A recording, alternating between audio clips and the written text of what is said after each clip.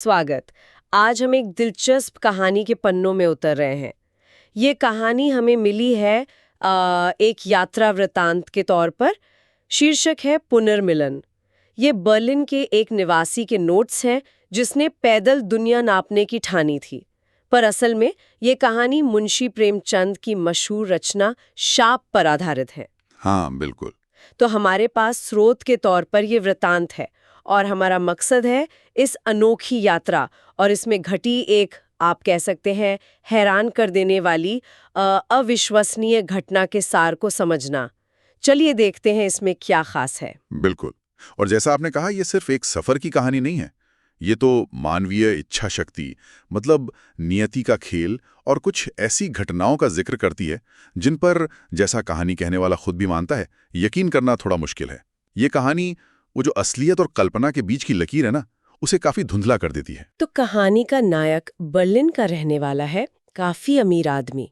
उसके पिता जो एक वैज्ञानिक थे, उनकी मौत हो जाती है और उसके बाद उसे एक जुनून सा सवार हो जाता है कि वो पूरी दुनिया की पैदल यात्रा करेगा। सोचिए, उस जमाने में जब लोग रेल और जहाज इस्तेमाल करते थे, ये एक बड़ी अजीब बात थी। हाँ, बिल्कुल। और उसका मकसद सिर्फ घूमना नहीं था, वो चाहता था कि वो ऐसा करने वाला पहला इंसान बने, इतिहास में उसका नाम दर्ज हो। उसने अपना सारा पैसा बैंक में रखा, कुछ जरूरी वैज्ञानिक यंत्र वगैरह लिए और निकल पड़ा। मतलब शोहरत की एक जबरदस्त चाहत थी। हाँ, और यहाँ ये बात गौर करने लायक है।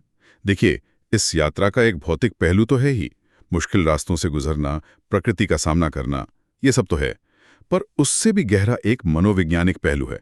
मतलब मशहूर होने की इच्छा, दुनिया में सबसे अलग, अद्वितीय कहलाने की चाह। ये उस दौर की वो जो खोजबीन वाली भावना होती थी, उसको भी दिखाता है। लेकिन साथ ही इसमें निजी महत्वाकांक्षा का तत्व भी साफ झलकता है। बिल्कुल। कई साल उसने वीराने में बिताए, बर्फीले इलाकों में, जंगली जानवरों के बीच रातें गुजारी, कभी पक्षियों के घोंसलों में सो गया। पर उसका इरादा पक्का रहा, टूटा नहीं। उसे यकीन था कि उसका ये जो यात्रा वृत्तांत होगा, वो अनुभवों और विचारों का ऐसा खजाना बनेगा जो किसी दास्तान से कम नहीं होगा। अब कहानी में एक दिलचस्प मोड़ आता है। यात्रा का 7वां साल था, गर्मी का मौसम, ज्येष्ठ का महीना। वो हिमालय में पहुंचता है, ज्ञान सरोवर झील के किनारे, और वहां की शांति, वो खूबसूरती उसे दुनिया की किसी भी और जगह से, मतलब स्विट्जरलैंड, अमेरिका, सबसे ज्यादा अच्छी लगती है। प्रकृति की गोद में वो एक अजीब सी शांति महसूस कर रहा था। हाँ, बिल्कुल शांत माहौल। तभी अचानक एक बहुत बड़ा भयानक शेर उसकी तरफ आता दिखाई देता है। उसके तो होश ही उड़ गए, खून सूख गया बिल्कुल। भागने की कोई जगह नहीं थी सिवाय उस झील के। पर डर के मारे वो हिल भी नहीं पाया। उसे लगा बस आज उसका आखिरी दिन है। भयानक स्थिति। दाई जैसे ही उसने शेर पर निशाना साधा, वार करने के लिए पिस्तौल उठाई, तभी एक मीठी सी आवाज सुनाई दी, मुसाफिर, ईश्वर के लिए गोली मत चलाना, इस शेर से तुम्हें कोई नुकसान नहीं होगा। और यही कहानी का एक अहम मोड़ है। देखिए, एक तरफ प्रकृति की वो मनमोहक शांति और दूसरी तरफ ये अचानक आया जानलेवा खतरा। ये विरोधाभास पाठक को या सुनने वाले को चौंका देता है। और फिर इस रहस्यमयी आवाज का आना माहौल को बिल्कुल अलौकिक बना देता है।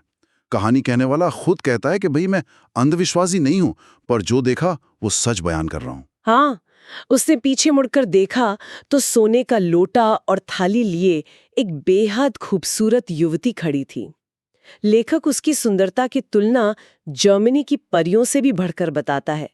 कहता है, हिमाचल की इस अप्सरा जैसी सुंदरता कहीं नहीं देखी। इतनी खूबसूरती थी कि उसका डर जाता रहा और पिस्तौल हाथ से छूटकर गिर गई। वाह! और कमाल तो तब हुआ जब वो युवती शेर के पास गई। उसने रुमाल से उसका मुंह पोंछा और लोटे से दूध उसके सामने रख दिया, और वो खूंखार शेर एक पालतू जानवर की तरह दूध पीने लगा। यात्री हैरान था, ये जादू है, सपना है या हकीकत? उसने सर्कस में पालतू शेर देखे थे, पर उन्हें काबू में रखने के लिए कितने जतन करने पड़ते हैं। यहाँ ये मांसाहारी पशु उस युवती के सामने एक मेमने जैसा था। बिल्कुल। और यहाँ लेखक जो है वो खूबसूरती की ताकत पर सोचने लगता है। क्या जानवरों में भी ऐसी कोमल भावनाएं होती हैं?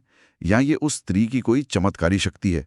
ये घटना प्रकृति के जो स्थापित नियम हैं उन पर सवाल उठाती है। वो रूप या सौंदर्य को दुनिया की सबसे कीमती चीज मानने लगता है। हाँ, जब शेर दूध पी चुका तो उस सुंदरी ने उसका सिर अपनी गोद में रख लिया और थपकी देने लगी। शेर पूंछ हिलाता रहा और उसकी हथेलियां चाटता रहा। फिर दोनों पास की एक गुफा में चले गए। अच्छा। अब यात्री की हैरानी उसके डर पर हावी हो गई। वो इस रहस्य को जानना चाहता था, भाई ये है क्या?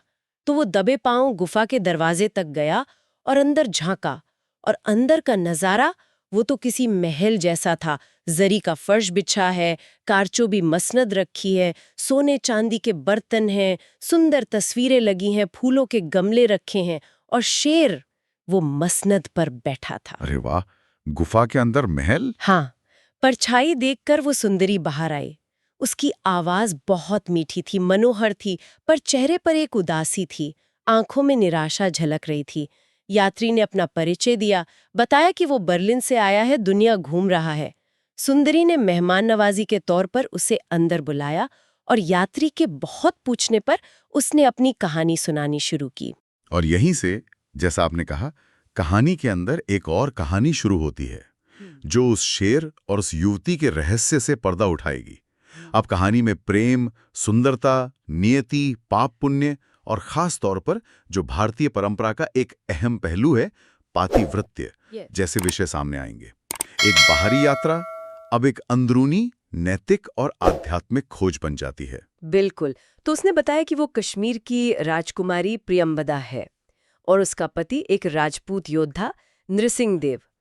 उनकी जिंदगी बहुत खुशहाल थी। रूप, सेहत, दौलत सब कुछ था उनके पास। आनंद ही आनंद था। उनके पड़ोस में एक मंदिर था। वहां के पुजारी थे पंडित श्रीधर, बहुत विद्वान, संयमी, कृष्ण भक्त।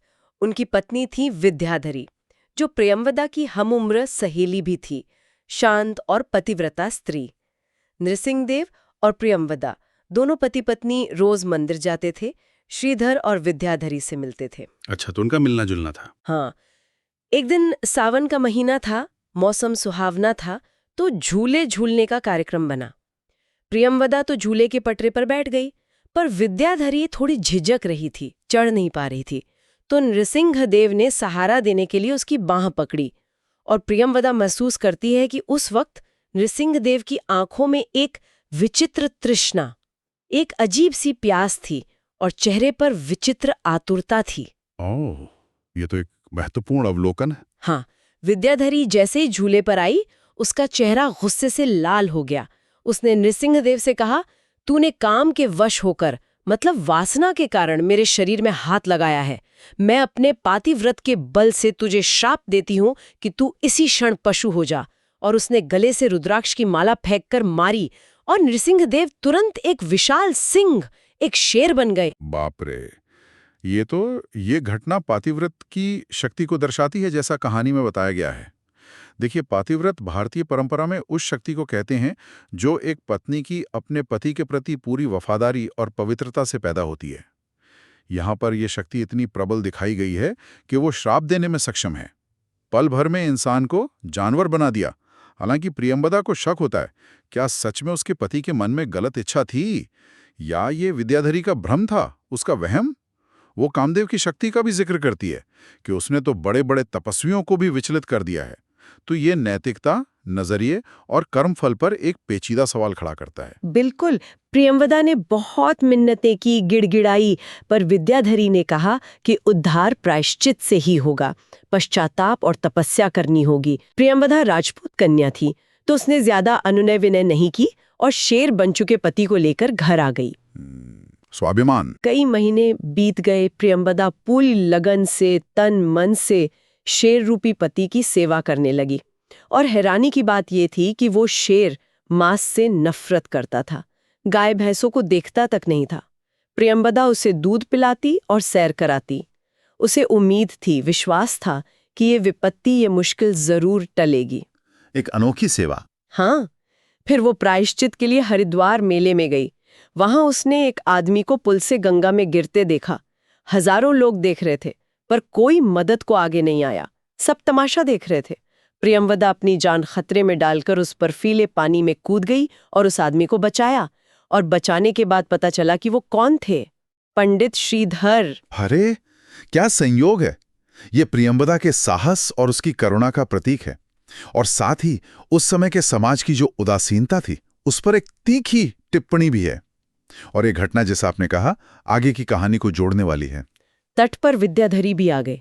उसने आंसू भरी आंखों से प्रियंवदा को आशीर्वाद दिया, ईश्वर तुमको इस सत्कार्य का फल दे। हाँ, प्रियंवदा को लगा बस अब उसका पति ठीक हो जाएगा, विद्याधरी ने आशीर्वाद दे दिया है।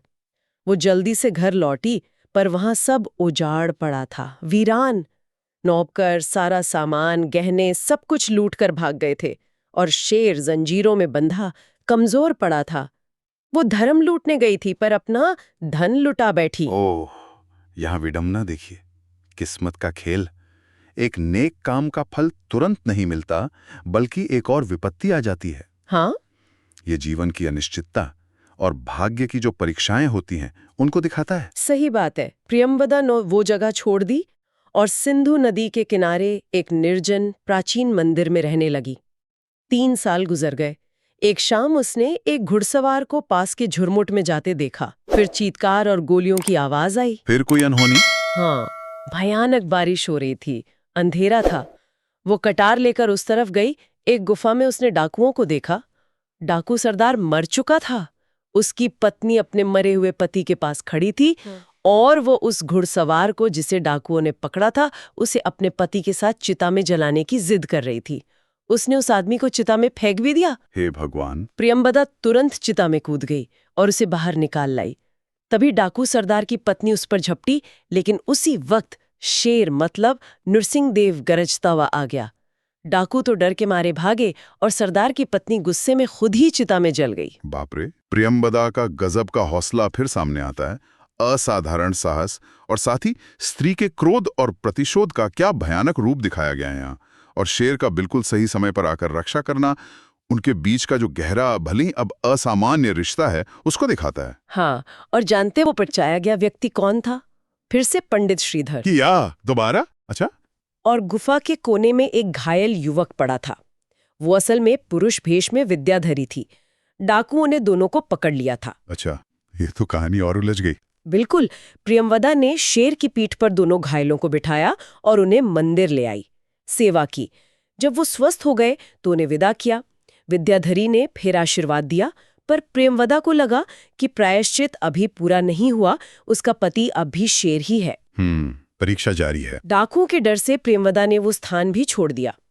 दुर्गम पहाड़ों को पार करती हुई वो ज्ञान सरोवर आ पहुंची और उसी गुफा में रहने लगी जहां यात्री की उससे मुलाकात हुई थी। 3 साल और गुजर गए। एक दिन अर्जुन नगर का राजकुमार रणधीर शिकार करते हुए वहां आया और उसने शेर पर भाला चला दिया। शेर ने पलटकर उसे घायल कर दिया। प्रियंवदा ने राजकुमार को बचाया और गुफा में लाकर उसकी सेवा की, देखभाल की। प्रियंवदा का जीवन तो बस सेवा और बचाव में ही बीत रहा। सही कहा। जब वो पास के कस्बे अर्जुन नगर गई तो देखा वहां मातम पसरा हुआ है। पता चला राजकुमार के शोक में ऐसा है। उसने बताया कि राजकुमार जीवित है और उसकी गुफा में है, लेकिन क्योंकि उसने मातम के काले वस्त्र नहीं पहने थे, उसे बंदी बना लिया गया। अरे, नेकी कर दरिया में डाल वाली बात हो गई। हाँ, बिल्कुल। रानी यानी राजकुमार की माँ को जब सच्चाई पता चली तो वो प्रियंवदा के पैरों पर गिर पड़ी, माफी मांगी। राजकुमार के लौटने पर नगर में खूब जश्न मना और विदा होते समय रानी ने प्रियंवदा को अर्जुन नगर का पूरा प्रांत तोहफे में दे दिया। वाह, भाग्य का पहिया फिर घूमा। एक अनजान अकेली तपस्विनी अब एक पूरे प्रांत की शासक बन जाती है। ये शायद उसके कर्मों का फल है।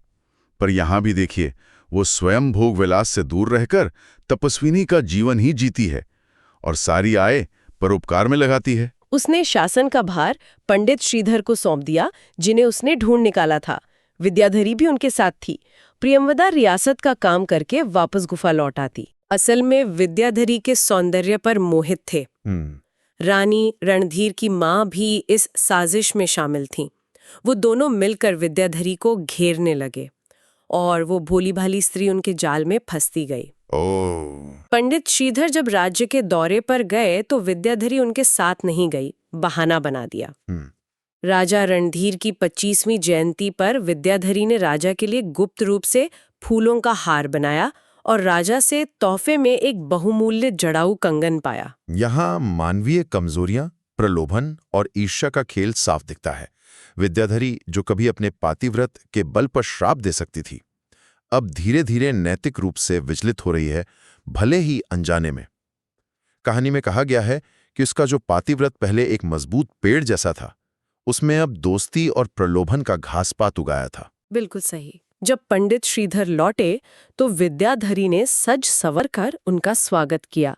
पंडित जी ने वो कंगन देखा तो हैरान हुए। पूछने पर विद्याधरी ने जिंदगी में पहली बार अपने पति से झूठ बोला कि ये कंगन रानी प्रियंवदा ने दिया है, पर ये झूठ उसे अंदर ही अंदर खाने लगा। उसने गुस्से में कंगन को आग में जला दिया। पंडित श्रीधर ने देख लिया और सच्चाई पूछी। विद्याधरी रो पड़ी और सब सच सच बता दिया। सच छुपाने। पंडित श्रीधर चुपचाप वहां से चले गए। विद्याधरी रात भर दरवाजे पर उनका इंतजार करती रही, पर वो नहीं लौटे। सुबह उनका घोड़ा वापस आ गया, पर सवार नहीं था। विद्याधरी शोक में डूब गई। उसने सब कुछ त्याग दिया, तपस्विनी बन गई। उसने राजा रणधीर को श्राप दिया कि ये आग उसी की लगाई हुई है। कर्म का चक्र घूमता है। देखिए, विद्याधरी के एक झूठ और विचलन का परिणाम पति का वियोग होता है। उसका पश्चाताप गहरा है और वो फिर तपस्या का मार्ग अपनाती है। उसका सतीत्व या पातिव्रत फिर जागता है, पर एक अलग वियोग के रूप में। हाँ, प्रियंवदा को जब पूरी सच्चाई पता चली तो उसने श्रीधर को खोजने का फैसला किया। वो अयोध्या गई और उन्हें एक मंदिर में रामायण का पाठ करते हुए पाया। साधु बन गए थे वो। प्रियंवदा ने उन्हें रणधीर की कपट नीति और विद्याधरी की दशा के बारे में बताया। पंडित जी की आंखें खुली। उन्हें अपनी गलती का एहसास हुआ कि उन्हें विद्याधरी को अकेला नहीं छोड़ना चाहिए था, और वो प्रियंवदा के साथ वापस चलने को तैयार हो गए। प्रियंवदा फिर एक सूत्रधार बनी। बिल्कुल। प्रियंवदा जब विद्याधरी के पास पहुंची तो वो पूजा कर रही थी, और देवता के स्थान पर क्या रखा था? पंडित जी की खड़ाऊं, लकड़ी की चप्पल। पतिव्रता का ये रूप देखकर प्रियंवदा हैरान रह गई। उसने पंडित जी के आने का संकेत दिया। जब पंडित जी अंदर आए, विद्याधरी उनके पैरों से लिपट गई। दोनों का पुनर्मिलन हुआ। पातिव्रत का एक और रूप यहां दिखता है, वियोग में भी पति की खड़ाओं की पूजा करना। प्रियंवदा फिर से एक सूत्रधार बनती है, क्षमा और पुनर्मिलन का माध्यम। उसकी अपनी पीड़ा के बावजूद दूसरों की मदद करने की भावना कितनी प्रबल है। और शायद विद्याधरी का वो जो हरिद्वार वाला आशीर्वाद था, वो अब फल देने वाला था प्रियंवदा के लिए। हाँ, बिल्कुल। प्रियंवदा ने विद्याधरी से विदा ली। जब वो ज्ञान सरोवर पहुंची तो उसने देखा कि गुफा से एक पुरुष निकलकर सरोवर की ओर जा रहा है। पास आने पर पता चला वो उसके पति नृसिंह देव थे, अब मनुष्य रूप में, पूरे 10 साल बाद। आखिर विद्याधरी की शुभकामना फलित हुई थी। प्रियंवदा को लगा जैसे सारी प्रकृति भी उसी के लिए उत्सव मना रही है। उसका उजड़ा घर बस गया। अद्भुत। यह प्रियंवदा की कहानी समाप्त होती है, जो उसने उस बर्लिन के यात्री को सुनाई थी। यात्री यानी मूल कथावाचक कहता है कि ये वृतांत सुनकर वो स्तब्ध रह गया, दंग रह गया।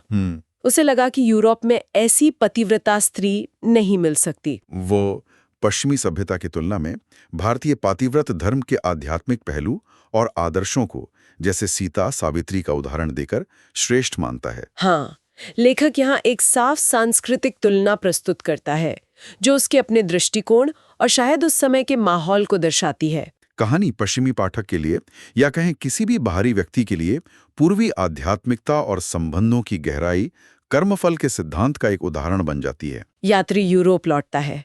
उसका भव्य स्वागत होता है, उसे बहुत सम्मान मिलता है, पर उसका मन ज्ञान सरोवर और प्रियंवदा में ही लगा रहता है। ठीक 1000 दिन बाद वो फिर ज्ञान सरोवर पहुंचता है। ओहो, वापस गया वो। हाँ, वहां अब गुफा की जगह एक विशाल राजमहल खड़ा है। उसे पता चलता है कि ये अर्जुन नगर की महारानी यानी प्रियंवदा का है। अंदर जाने पर उसकी मुलाकात एक रूपवान, प्रभावशाली पुरुष से होती है। कौन था वो? वो पुरुष मुस्कुराकर पूछता है, आप मुझे पहचानते हैं? यात्री के मना करने पर वो कहता है, मैं शेर सिंह हूं। यात्री अवाक रह जाता है, ये तो नृसिंह देव थे। बाप रे, मतलब? हाँ। यात्री के पूछने पर शेर सिंह यानी नृसिंह देव स्वीकार करता है, सिर झुकाकर मानता है कि हाँ, विद्याधरी का भ्रम सही था। जब उसने विद्याधरी की कलाई पकड़ी थी, तब वो सचमुच आवेश में था। वासना के वश में था। वो विद्याधरी का आभारी है कि उसके श्राप ने उसे प्रायश्चित का अवसर दिया, पर वो कहता है कि इतने प्रायश्चित के बाद भी पाप की कालीमा, वो जो दाग है, वो मिटता नहीं। वो कहता है पाप का धब्बा हमेशा बना रहता है, ईश्वर भी उसे नहीं मिटा सकता। या ये अंत कहानी को एक बहुत गहरा दार्शनिक मोड़ देता है। मनुष्य रूप में लौटने के बाद भी अपराध बोध बना हुआ है। वो ग्लानि खत्म नहीं हुई। ये पाप, प्रायश्चित और क्षमा की प्रकृति पर एक स्थायी प्रश्न छोड़ जाता है। क्या कर्म का दाग कभी पूरी तरह मिट सकता है? क्या शुद्धिकरण सिर्फ बाहरी बदलाव है या अंदरूनी भी? क्या सिर्फ पश्चाताप काफी है या कुछ गलतियों के निशान हमेशा रह जाते हैं? बड़ा गहरा सवाल है ये। बिल्कुल। तभी रानी प्रियंवदा आती है, पहले से भी अधिक तेजस्वी। वो यात्री से पूछती है कि क्या उसे स्वदेश में, अपने वतन में कभी उन लोगों की याद आई थी। यात्री 3 दिन उनके अतिथि सत्कार का आनंद लेता है। चौथे दिन प्रियंवदा अपनी शेष कथा सुनाना शुरू करती है, लेकिन हमारा स्रोत यहीं समाप्त हो जाता है। कहानी आगे क्या हुई, ये हमें नहीं पता। अधूरा अंत जो और सोचने पर मजबूर करता है। तो ये थी प्रेमचंद की अद्भुत कहानी शाप के अंशों की हमारी पड़ताल, जिसे पुनर्मिलन वृत्तांत के तौर पर यहाँ पेश किया गया। एक असाधारण यात्रा, पातिव्रत्य और श्राप की एक अविश्वसनीय कहानी, मानवीय भावनाओं का हर रंग, प्रेम, ईर्ष्या, क्रोध, पश्चाताप, क्षमा और अंत में एक गहरा दार्शनिक सवाल। वाकई ये कहानी हमें बहुत कुछ सोचने पर मजबूर करती है। कर्म, प्रायश्चित, क्षमा और मानवीय संबंधों की जटिलताओं के बारे में। एक अंतिम विचार जो श्रोताओं के लिए छोड़ा जा सकता है, क्या नरसिंहदेव का ये मानना कि पाप का दाग कभी नहीं मिटता, ये निराशावाद है या यथार्थवाद की एक गहरी समझ है? इस पर विचार कीजिएगा। बिल्कुल। तो आज के लिए बस इतना ही। उम्मीद है आपको ये कहानी और हमारी ये चर्चा पसंद आई होगी। हाँ, उम्मीद तो यही है। अगर आपको ये कहानी अच्छी लगी तो इसे लाइक करें, अपने दोस्तों और परिवार के साथ शेयर करें और हमारे चैनल आज की कहानी को सब्सक्राइब करना ना भूलें। और हाँ, वो जो घंटी का आइकॉन है, बेल आइकॉन, उसे भी दबा दें ताकि जब भी कोई नई कहानी आए आपको तुरंत पता चल जाए। आपके कमेंट्स हमें बहुत प्रेरित करते हैं, तो कृपया कमेंट करके जरूर बताएं कि आपको ये कहानी कैसी लगी। अगली बार फिर मिलेंगे एक और दिलचस्प कहानी के साथ। तब तक के लिए नमस्कार। नमस्कार।